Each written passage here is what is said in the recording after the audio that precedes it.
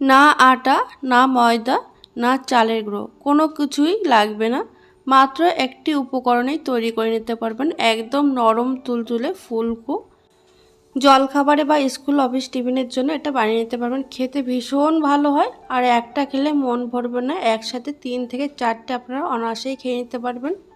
তার জন্য দেখুন এখানে আমি 1 বাটি সুজি একটা মিক্সিং জারের মধ্যে দিয়ে 10 থেকে 15 সেকেন্ড একটু ঘুরিয়ে নিয়েছি।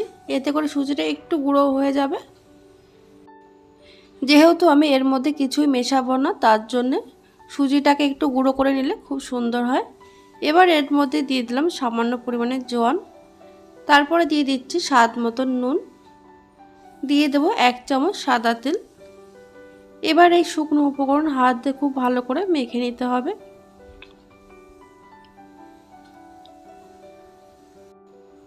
যাদের আটা বা ময়দার লুচি খেলে গ্যাস হয় তারা খুব সহজে এই সুজির লুচি খেয়ে দেখবেন, একটুও গ্যাস হবে না আর খেতেও ভীষণ টেস্টি হবে।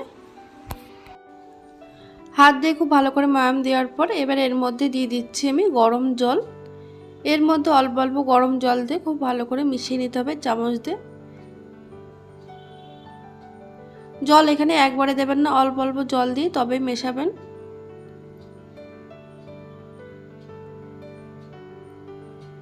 যেহেতু এর মধ্যে কোনো আটা বা ময়দা পড়বে না, তাই গরম জলটা দিতে হবে এখানে, এতে করে খুব সুন্দর সফট হবে।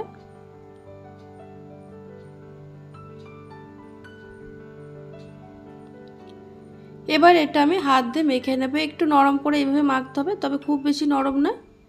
এটা এইভাবে নরম করে মেখে রাখলে, এটা কিছুক্ষণ রেস্টে রাখলে তাহলে একটু ঠান্ডা হওয়ার পর দেখবেন একটু শক্ত হয়ে গেছে এই ডোটা। তার জন্য একটু নরম করে মেখে নিয়েছি আমি। এবার এটা রেস্টে রেখে দেবো আমি 10 মিনিট। ঢাকা দিয়ে এটা 10 মিনিট রেস্টে রেখে দেবো, এতে করে খুব সুন্দর সেট হয়ে যাবে।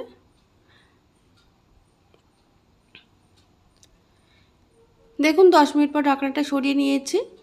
এদিকে ডোটা কিন্তু খুব সুন্দর সেট হয়ে গেছে আর একটু শক্ত হয়ে গেছে আর হাতে কিন্তু একদমই লাগছে না। এবার উপর থেকে আমি একটু সামান্য তেল দিয়ে দিলাম, তারপরে এটা খুব ভালো করে মেখে নিতে হবে। এইভাবে ঠেসে ঠেসে খুব ভালো করে মেখে নিচ্ছি। 2 থেকে 3 মিনিট ধরে খুব ভালো করে মেখে নেব। এতে করে লুচিটাও একদম ফুলকো হবে আর ভীষণ নরম তুলতুলে হবে। এটা আপনারা যে কোনো পুজোর দিনও এইভাবে সুজি দিয়ে বানিয়ে নিতে পারেন।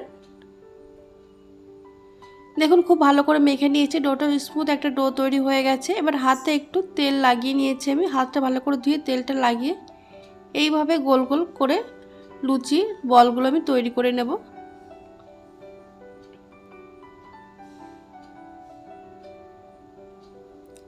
এখানে আমি মিডিয়াম সাইজের লুচিগুলো তৈরি করব বলে মিডিয়াম সাইজের লেচিগুলো কেটে নিচ্ছি। এবার একটা করে লেচি নিয়ে প্রত্যেকটা লেচি এরকম গোল করে একটু চ্যাপটা করে নেব, এতে করে বেলতে খুব সুবিধা হবে। দেখুন লেচিগুলো তৈরি করা হয়ে গেছে।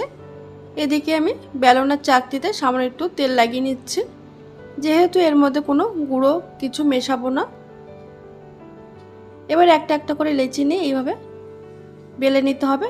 তবে লুচি আমরা যেরকম পাতলা করে বেলি সেরকম পাতলা করে বেলতে হবে না, একটু হালকা একটু মোটা করে বেলে নিতে হবে।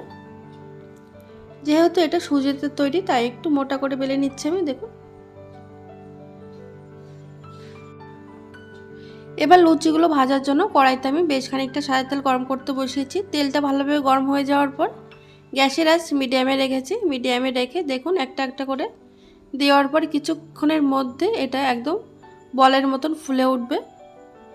ময়ামটা আর মাখানোটা যদি খুব সুন্দর হয় ডোটা, তাহলে দেখবেন প্রত্যেকটা লুচি একদম বলের মতন ফুলকো হবে। দুপাশটা একটু হালকা করে এরকম কালার আসা পর্যন্ত ভেজে নিচ্ছি আমি। আপনারা যদি আরেকটু সাদা চান তাহলে আরেকটু হালকা করে ভেজে নেবেন। দেখুন তেলে দেওয়ার সঙ্গে সঙ্গে প্রত্যেকটা লুচি একদম বলের মতন ফুলে উঠছে। দেখুন দুপাশটা এরকম ভাজা হয়ে যাওয়ার পর এটা আমি তেল থেকে তুলে নিচ্ছি। একইভাবে সবগুলো লুচি ভেজে নেব। আর এই লুচি দিয়ে খাওয়ার জন্য আমি এর পরের ভিডিওতে আপনাদের সঙ্গে শেয়ার করব বিনা মশলায় আলুর তরকারি। খেতে ভীষণ টেস্টি হয়েছিল, কোনো রকম মশলা ছাড়াই যে এইভাবে আলুর তরকারি বানিয়ে এই লুচির সঙ্গে খেয়ে দেখবেন, খেতে দারুণ টেস্টি হবে। আর দেখুন লুচিগুলো ভাজার পরও একদম ফুলকো রয়েছে আর দেখুন কতটা সফট হয়েছে লুচিগুলো। এটা আমি এই আলুর তরকারি রেসিপি আপনাদের পরের ভিডিওতে শেয়ার করব। অবশ্যই ভিডিওটি দেখতে ভুলবেন না। আর রেসিপিটি কেমন লাগলো অবশ্যই জানাবেন।